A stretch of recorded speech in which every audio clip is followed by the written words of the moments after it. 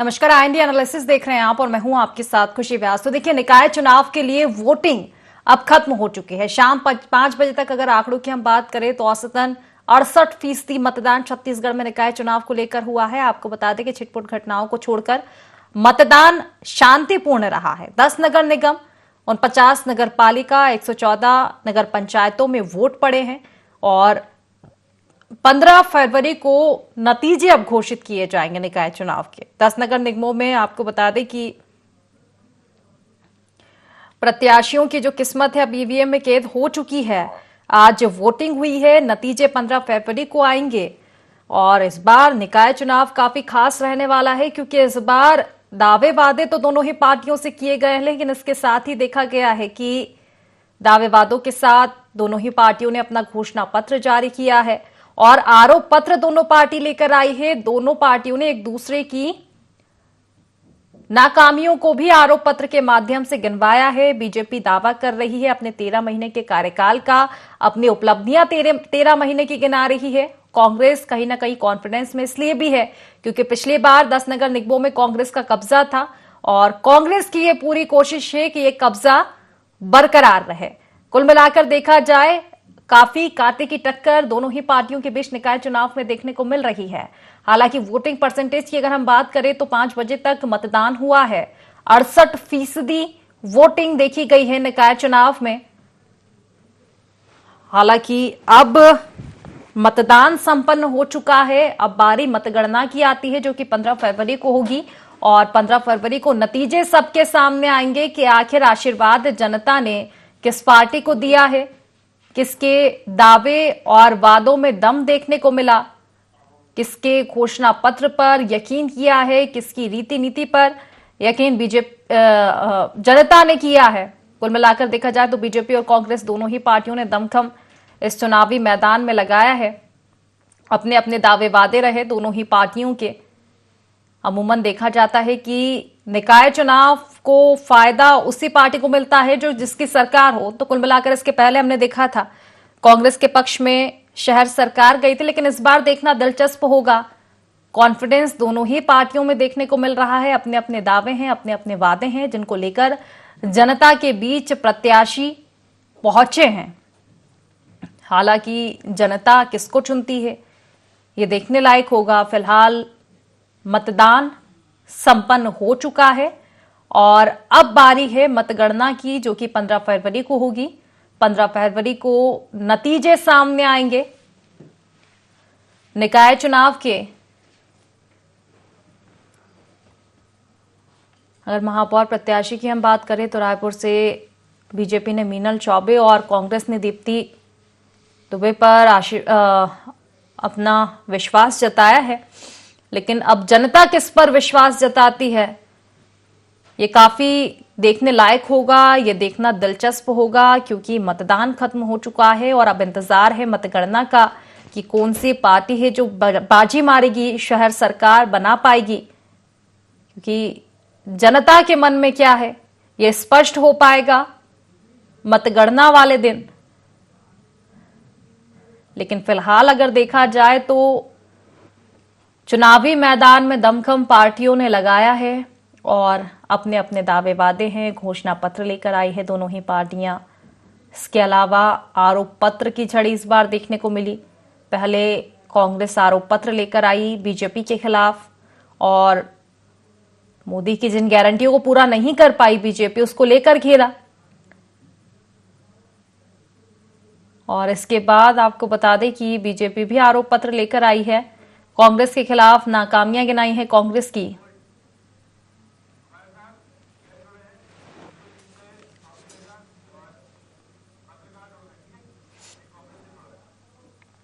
तो कुल मिलाकर देखा जाए तो दावे वादे दोनों ही पार्टियों से किए गए हैं, लेकिन किस पर यकीन जताती है जनता ये देखने लायक होगा और इसी को लेकर आज हम चर्चा करेंगे। चर्चा की शुरुआत करें उससे पहले खास मेहमान हमारे साथ जुड़ चुके हैं। सबसे पहले आपका परिचय करवा देती हूँ। हमारे साथ बीजेपी से तौकीर रजा जी जुड़ चुके हैं अपनी प्रतिक्रिया रखने के लिए। कांग्रेस से हमारे साथ जल्द ही अंशुल मिश्रा जी जुड़ेंगे और वरिष्ठ पत्रकार डॉक्टर लखन चौधरी जी भी हमारे साथ जुड़ चुके हैं। फिलहाल आप दोनों मेहमानों का बहुत बहुत स्वागत है इस खास चर्चा में। और चर्चा की शुरुआत लखन जी आप ही से करना चाहूंगी। वोटिंग खत्म हो चुकी है शहर सरकार को लेकर, हालांकि जनता के मन में क्या है ये तो स्पष्ट हो पाएगा 15 फरवरी को जब मतगणना होगी और नतीजे सामने आएंगे। लेकिन दावे वादे तमाम दोनों ही पार्टियों से किए गए हैं। शाम 5 बजे तक 68% वोटिंग हुई है। सबसे पहले मैं जानना चाहूंगी क्या समीकरण आपको देखने को मिले हैं, सुनाओ जी।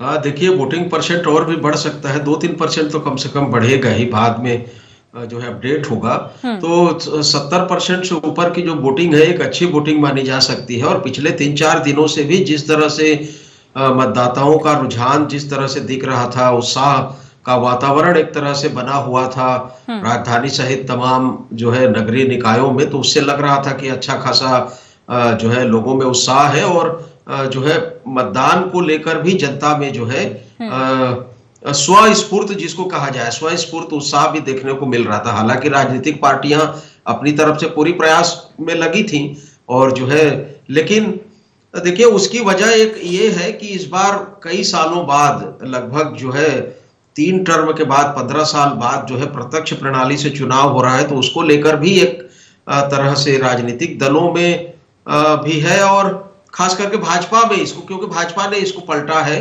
प्रत्यक्ष प्रणाली से चुनाव कराया है, तो भाजपा में रुचि है और साथ ही साथ जनता में भी एक तरह से कहा जाए कि इंटरेस्ट है कि भाई हम डायरेक्टली जो है महापौर, नगर पालिका अध्यक्ष और नगर पंचायत अध्यक्ष का वोटिंग करेंगे। तो निश्चित तौर पर इस चुनाव को लेकर कुछ खास जो चीजें हैं वो आने वाली है और ये तो रिजल्ट बताएगा। लेकिन जिस तरह से बातें सुनने को मिल रही है वो आ रही है, उससे तो सत्ताधारी दल, आपने भी जैसा कहा और सब लोग कहते हैं कि जो सत्ता में रहता है उसको इसका जो है फायदा तो मिलता ही है, तो सत्ताधारी दल तो कहीं ना कहीं आगे है इस प्रक्रिया में, ऐसा जो है कहा जा रहा है। ये तो खैर 15 को पता चलेगा। निश्चित है, कुल मिलाकर देखने वाली बात होगी 15 को क्या तस्वीरें सामने आ पाती है। फिलहाल तौकीर जी आपके पास आना चाहूंगी। देखिए कांग्रेस के भी तमाम तरह के दावे हैं, दावे आपके भी हैं, लेकिन जो घोषणा पत्र, आरोप पत्र लेकर आई है कांग्रेस कहीं ना कहीं, और साथ ही ये भी कहा जा रहा है आपकी मोदी की गारंटी पर सवाल उठाए जा रहे हैं। कांग्रेस पूरी तरह से घेर रही है, मोदी की गारंटी आपसे पूरी नहीं हुई है, फेल हो गई और इसीलिए इस बार अटल विश्वास नाम से लेकर आप पत्र आए हैं।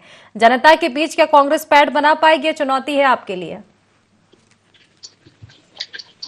देखिए ऐसा है कि बिल्कुल सभी को मेरा नमस्कार। अब वोट हो चुके हैं लगभग जो ऑन एवरेज आ रहा है वो सही बात है कि लगभग 68% पूरे छत्तीसगढ़ में वोटिंग हुई है। हाँ। अभी और भी कुछ परसेंटेज रात तक 10 बजे तक क्लियर हो जाएंगे, उसके बाद ही सारी पिक्चर और क्लियर हो जाएगी और जो है आकलन भी आना शुरू हो जाएगा। लेकिन उसके हिसाब से मैंने बता दिया कि अटल जी के नाम से जो हमने विश्वास पत्र दिया था उसका विश्वास जनता ने किया है। मोदी की गारंटी पे जब विश्वास किया था उसके बाद अटल जी के विश्वास पत्र पे विश्वास किया है और उसी कारण से देखें कि उसी जो हमने जो अटल विश्वास पत्र घोषणा पत्र जारी किया था उसी की कट पेस्ट कॉपी करके जो है कांग्रेस ने अपना घोषणा पत्र जारी किया 24 घंटे के अंदर। और साफ दिखता है कि उन्होंने कोई मेहनत ही नहीं करी घोषणा पत्र बनाने में, तो उनका कोई ऐसा इरादा ही नहीं है कि कुछ वो काम करेंगे। वैसे भी पहले पिछले 10 से 15 वर्षों में जो उनकी सरकार नगर निगम के की सत्ता में रही, शहरी सत्ता में रही, तो उन्होंने कोई कार्य नहीं किया, सिर्फ घोटाला किया, घपले किए, भ्रष्टाचार किया, विकास का कहीं कोई नहीं किया, सिर्फ विनाश किया है। और जनता इसी कारण से जो है बिल्कुल, खास तौर पे जब 2018 के चुनाव के बाद एंटी इनकम्बेंसी थी नगर निगम में बिल्कुल, लेकिन चूंकि उन्होंने अप्रत्यक्ष प्रणाली से चुनाव कराया तो उसमें सारी तरीके से सारे हथकंडे अपना के उन्होंने खरीद फरोख्त करके निर्दलीय पार्षदों के द्वारा चुनकर जो है एक महापौर जबरदस्ती उन्होंने बैठाला, तो जनता और नाराज हो गई। और जिस महापौर को बैठाला वो डबल इंजन की सरकार में बड़े दुस्साहस के साथ जो है वो भ्रष्टाचार करते रहे, वो बेलगाम थे। और उसका कारण यही है कि इनकी सरकार को, शहर की सरकार को जो है उसके नाम से, मेयर के नाम से एक भी जगह चुनाव नहीं लड़ पा रहे हैं। तो ये स्थिति है, बताती है कि इन्होंने कोई विकास नहीं किया, सिर्फ विनाश किया है। जो कुशासन इन्होंने किया है, जो भ्रष्टाचार किया है वो जनता जान रही है। हमने वादे किए, हम उसे पूरा कर लिए हैं। ये तो ऐसा है कि लेकिन आरोप जिन चीजों को आप तो करते उपलब्धि रहेंगे, बता इल्जाम रहे लगाते हैं रहेंगे, वही झूठा। कांग्रेस आपकी नाकामी बता रही है, चाहे कानून व्यवस्था हो या धान खरीदी की बात, तो इसको लेकर तो लगातार घेर ही रही है कांग्रेस आपको। तौकीर जी, देखिए, धान खरीदी का मुद्दा तो कोई है नहीं, उनको तो कोई गैरत ही नहीं बोलने की किसी भी हालत में किस प्रकार से बात कर रहे हैं। धान खरीदी की बात वो करते हैं कि धान खरीदी हमने एक मुश्त में खरीदी कर रहे हैं, एक मुश्त में सीधा पैसा उनके खाते में जा रहा है किसान के। तकनीकी त्रुटि के कारण कुछ लोग को हो सकता है कि 200-400-500 लोग की तकनीकी त्रुटि के कारण कुछ चीजें आती हैं, ये आप भी समझते हैं, क्योंकि ऑनलाइन सारे पैसे जमा किए जा रहे हैं, तो ये अपने आप में उपलब्धि है। और उसके अलावा अभी जो है हमने मातारी वंदन योजना की पैसे की बात करें, वो भी उनके खाते में पहुंच चुका है। तो हमने अटल आवास की बात करे थे, तो हमने जो इनके सामने ही 8.5 लाख जो है आवास जो बात की थी, जब इन्होंने नहीं दिया था, जब विधानसभा चुनाव के पहले हमने पूरा घेराव किया था, और उसके बाद इनको झक मारकर जो है आखिरी में अपना राज्यांश जो इन्होंने दबा के रखा था वो उनको जारी करना पड़ गया। तो वो भी हमने बाकायदा जो है आज हमने उससे ज्यादा 18-18.5 लाख आवास जो है उसकी घोषणा कर चुके हैं, और उसमें पैसा भी केंद्र से आ चुका, राज्यांश भी इसमें दिया जा चुका है, तो वो बिल्कुल बनना शुरू हो चुके हैं। तो हमने अपने वादे पूरे किए, कुछ वादे बचे हैं, ऐसा नहीं कि आप ये सोचे कि एक ही साल में सारे वादे पूरे हो, ये नहीं होता, समय है, समय लगता है। कुछ वादे हैं जिसमें हमने 80% के आसपास वादा हमने पूरे किए हैं, तो 20% के वादे जो है वो भी कुछ समय में हम पूरा कर लेंगे, ये हमारा विश्वास है। जनता जानती है, अगर ऐसा था तो जनता ने हमारे घोषणा पत्र में विश्वास किया, इनके घोषणा पत्र में विश्वास क्यों नहीं किया? इनका घोषणा पत्र, विधानसभा का जो घोषणा पत्र था वो हमसे ज्यादा बढ़ चढ़ कर था, हम तो 3100 दे रहे थे, 3200 देने को तैयार थे, किसान ने विश्वास नहीं किया। ये दिखाता है कि जनता इनके ऊपर विश्वास करने को तैयार नहीं थी। हमारा घोषणा पत्र विश्वास की, उसके बाद अगर लोकसभा में आए तब भी हमारे मोदी गारंटी पे, जो मोदी जी के ऊपर चेहरे पर चुनाव लड़ा गया पूरे राज्य में, तो वो बाकायदा बढ़ चढ़कर हिस्सा लेके उनको भी अच्छे प्रतिशत में दिए। इनका पूर्व सीएम जो है वो बुरी तरह हारते हुए दिखे। आपको ये सारी चीजें बताती है कि जनता हम पर विश्वास कर रही है। उसके बाद दक्षिण के चुनाव में भी हम पर विश्वास करी। तो अब ये नगरीय चुनाव है, ये भी इस पर विश्वास कर रही है, और हमारे अटल विश्वास पत्र हमने जो दिया है घोषणा पत्र, इस पर बिल्कुल विश्वास करके जनता हमको देगी। अंशुल जी से जवाब ले लेते हो। अंशुल जी, देखिए, जिन चीजों को आप नाकामी बता रहे हैं बीजेपी की, वही बीजेपी उपलब्धि बता रही है, और जनता के बीच भी शायद उपलब्धि ही पहुंच रही है, वो ना कि नाकामी बनकर पहुंच रही है, क्योंकि जो नतीजे पिछले चुनाव में आए हैं वो तो कुछ ऐसा ही दर्शाते हैं। लोकसभा देख ले, विधानसभा देख ले, दक्षिण चुनाव देख ले, आप बोलेंगे कि सबके मुद्दे अलग अलग होते हैं, सबके समीकरण अलग अलग होते हैं, लेकिन क्या इस बार पैठ बना पाएंगे? क्योंकि अभी भी बीजेपी तो अपनी उपलब्धियां गिना रही है 13 महीने के कार्यकाल की। सर्वप्रथम तो मैं आपके न्यूज चैनल के माध्यम से छत्तीसगढ़ की देवतुल्य जनता को बहुत बहुत धन्यवाद करूंगा कि शहर को चुनने जा रही हुई सरकार ने जिस प्रकार से अपने सुंदर हवन में अपनी आहुति दी, वह काबिले तारीफ है। सर्वप्रथम इस बात को स्पष्ट कर दूं, सत्ता के खिलाफ में खड़ी रही, सत्ता जिस प्रकार से चढ़ी रही, जिस प्रकार से शासन प्रशासन का दुरुपयोग आज दिन भर जनता ने भोगा, आपके न्यूज चैनल पर भी अन्य अन्य खबरें आई, उसके बाद भी जनता खड़ी रही। इसलिए यह सिद्ध हो जाता है कि इस लोकतंत्र के सुंदर मंदिर में लोकतंत्र का भगवान अगर कोई है तो जनता जनार्दन है। इसलिए मैं उनको धन्यवाद एवं साधुवाद करना चाहता हूँ। अब आपने प्रश्न उठाया, इन्होंने ये कहा कि हमारे घोषणा पत्र पे जनता ने विश्वास किया, कांग्रेस के घोषणा पत्र पे विश्वास नहीं किया, जबकि इनका घोषणा पत्र बहुत अच्छा था। जब आपके घोषणा पत्र पे इन्होंने विश्वास किया है, जनता ने विश्वास किया है, तो 2 दिन पहले चुनाव के पहले और नया घोषणा पत्र किस बात को इंगित करता है मान्यवर? ये आपके मैं बुद्धिमत्ता पर छोड़ता हूँ। इस बात को इंगित करता है कि आप बौखलाए एवं डरे हुए हैं। तीसरी बात, निकाय चुनाव की अगर मैं बात कहूं तो आपने यह कहा सर्वप्रथम बैलेट पेपर से चुनाव होंगे। जनता ने कहा ठीक है भाई साहब, बैलेट पेपर से दे देंगे। फिर आपने कहा कि बैलेट पेपर से नहीं होंगे, ईवीएम से होंगे, तो जनता ने कहा ठीक है भाई साहब, ईवीएम से हो जाएंगे। फिर आपने कहा नहीं नहीं नहीं, ईवीएम से नहीं होंगे, डबल ईवीएम से होंगे, तो जनता ने कहा ठीक है भाई साहब, फिर डबल ईवीएम से होंगे।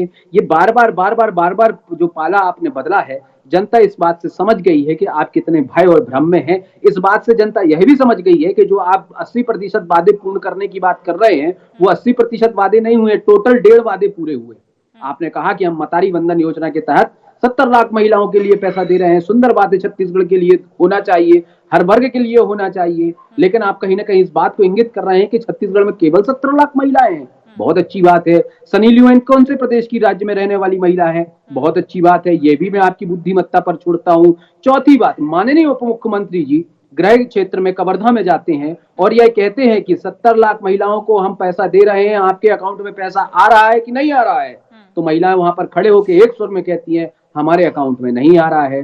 चौथी प्रमुख बात, आदरणीय यशस्वी प्रधानमंत्री जी, डायनेमिक प्रधानमंत्री जी छत्तीसगढ़ की सुंदर धरा पर आते हैं और आप ही के उसी घोषणा पत्र में इस बात को स्पष्ट तौर से लिखवाते हैं, जनता को बताते हैं कि आने वाले जैसे ही हमारी सरकार बनती है, निकाय एवं पंचायत में रहने वाले युवाओं के लिए हम 1.5 लाख सालाना रोजगार सृजन करेंगे, अर्थात रोजगार देने की बात करेंगे और काम करेंगे।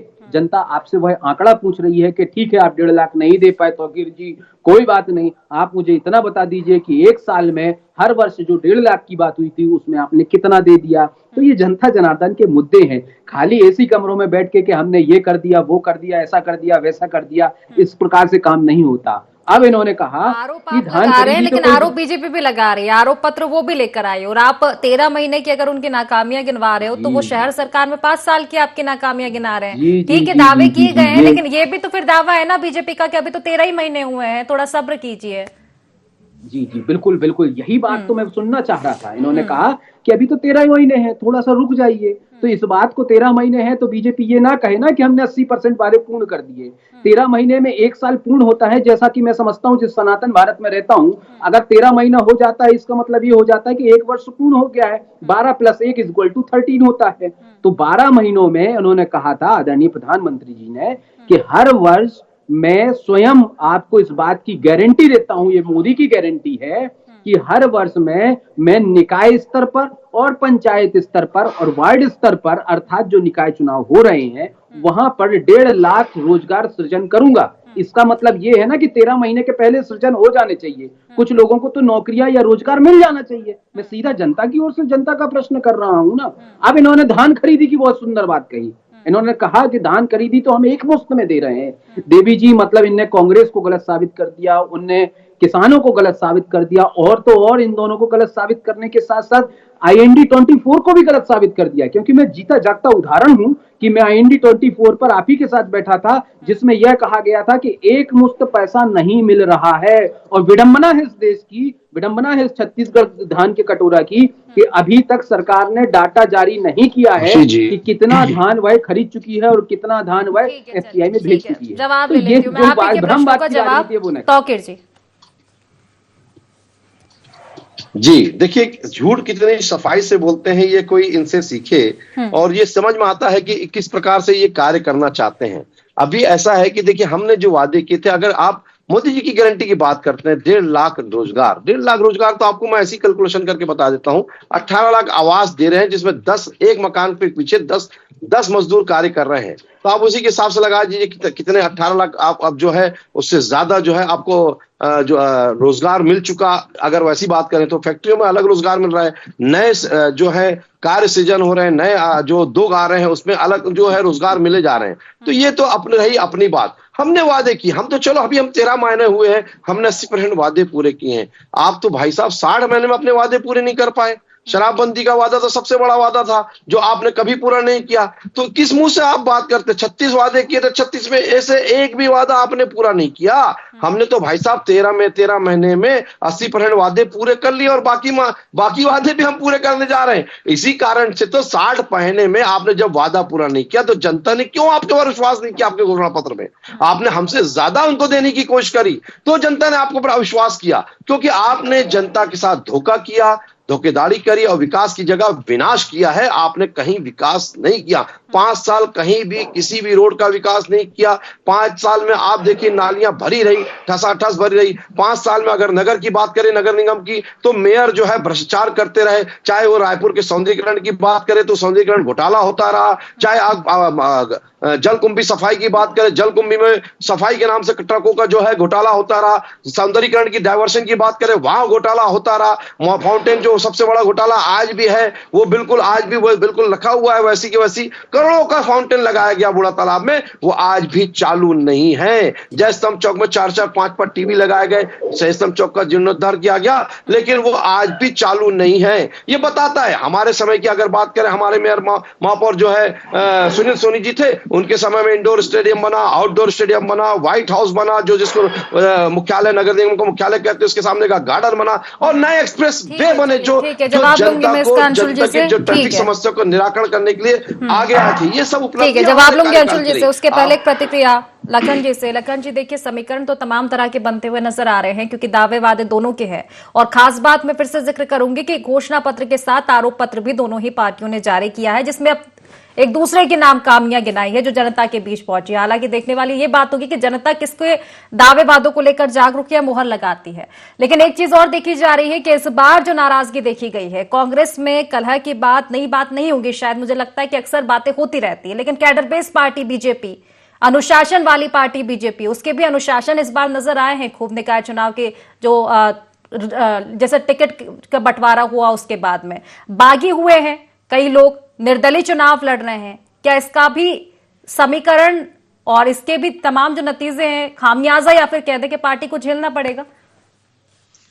देखिए, इसका खामियाजा इस तरह की चीजें जब भी पार्टी में होती है तो कांग्रेस और भाजपा की जब हम तुलना करते हैं तो इसका खामियाजा कांग्रेस को ज्यादा भुगतना पड़ता है। क्योंकि कांग्रेस में जो है नेतृत्व है, और एक तरह से कहा जाए कि जो लीडरशिप है सेंटर की, स्टेट की, वो उतनी कड़क नहीं होती, और उनकी जो कार्यशैली एक अलग ढंग से होती है। एक बड़ी उदारवादी, ज्यादा उदारवादी पार्टी कांग्रेस है। तो इसका खामियाजा इसलिए देखिए, जो ज्यादा उदारवादी रहेगा उसको भुगतना पड़ता है। दूसरी तरफ भाजपा जो है अनुशासन वाली पार्टी की बात करती है, और वहां पर जो है इस तरह की चीजों को गंभीरता से लिया जाता है, और इसका खामियाजा इसलिए भाजपा कम भुगतती है। भाजपा में भी बहुत सारे असंतोष होते हैं, ऐसा नहीं है, लेकिन उसको एक तरह से अनुशासन के नाम पर दबाया भी जाता है। देखिए, ये भले ही भाजपा के लोग या भाजपा वाले कहते हैं कि हम अनुशासित पार्टी हैं, कैडर बेस्ड पार्टी है, लेकिन बहुत सारी चीजें वहां पर भी जो है लोकतांत्रिक तो बिल्कुल नहीं है, पूरी तरह से ऊपर से थोपा जाता है। ये सब जानते हैं कि जो चीजें निर्णय वहां पर लीडरशिप करता है, सेंटर का लीडरशिप जो अभी कर रहा है, तमाम चीजों का बंटवारा, निर्णय, तमाम चीजें जो होती हैं वो एक तरह से थोपी जा रही है। इसलिए कई बार बहुत सारे लोग जो है एक तो उस चीज को स्वीकार कर लेते हैं, लेकिन बहुत सारे लोग जो है स्वीकार नहीं भी कर पाते। तो ये जो, लेकिन फिर भी चूंकि उसको मैनेज करने में मास्टर है भाजपा, जो है प्रबंधन तंत्र उसका बहुत पुख्ता है, इसलिए इन चीजों का खामियाजा भाजपा को कम भुगतना पड़ता है।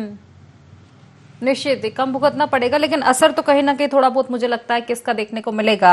अंशुल जी, आप ही के पास आना चाहूंगी। देखिए, दावे वादे नाकामियां एक जगह है, लेकिन एक जो एकजुटता की बात कही जाती है पार्टी में, और ये जो पिछले चुनाव हुए हैं कहीं ना कहीं कांग्रेस की एकजुटता पर सवाल उठे थे कि शायद एकजुटता इतनी नहीं थी, शायद बेतरगात की स्थिति थी, इसलिए नतीजे ये आए कि जनता के बीच एकजुटता का संदेश आप नहीं दे पाए। लेकिन निकाय चुनाव को लेकर कॉन्फिडेंस तो है, लेकिन इस बार भी तस्वीरें तो पहले कुछ ऐसी ही दिखाई दी है, बल्कि अब तो बीजेपी आपके एजाज जेबर को लेकर भी तमाम तरह की बातें कह रही है कि उनके तो पोस्टर ही नजर नहीं आ रहे हैं।